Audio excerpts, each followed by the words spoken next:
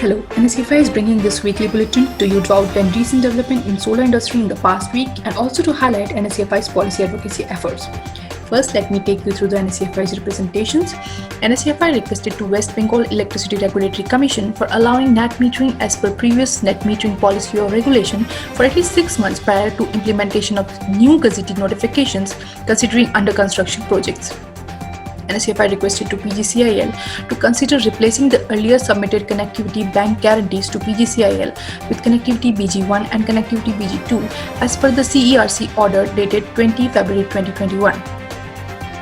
NSEFI requested to Principal Secretary of Energy, Government of Maharashtra for extension in timelines for project registration in the former 2015-16 new and renewable energy policy due to sudden restrictions in the state in view of COVID-19.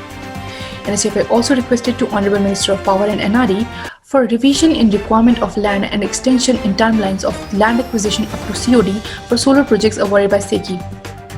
Now let me take you through the top stories. News from 12th March. MNRE issued list of models and module manufacturers under the ALMM valid for 2 years renewable on necessary documents submission. MOF notified levy of countervailing duty on CIF value over textured and tempered coated or uncoated glass imports from Malaysia applicable for 5 years. News from 14th March. Country's power consumption grew 16.5% this month at 47.67 BU over last year, showing a revival in economic activities. News from 16th March. MOP said tariff-based competitive bidding adoption can effectively reduce states' burden for intrastate transmission system.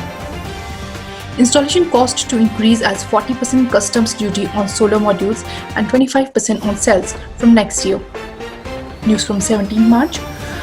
Andhra Pradesh High Court recently allowed DISCOMs to operate through PX and secure power through open access, granting no relief to generators. News from 18th March.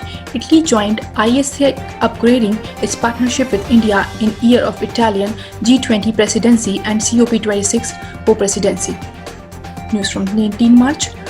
Global renewables investment returns 7 times higher than fossil fuels.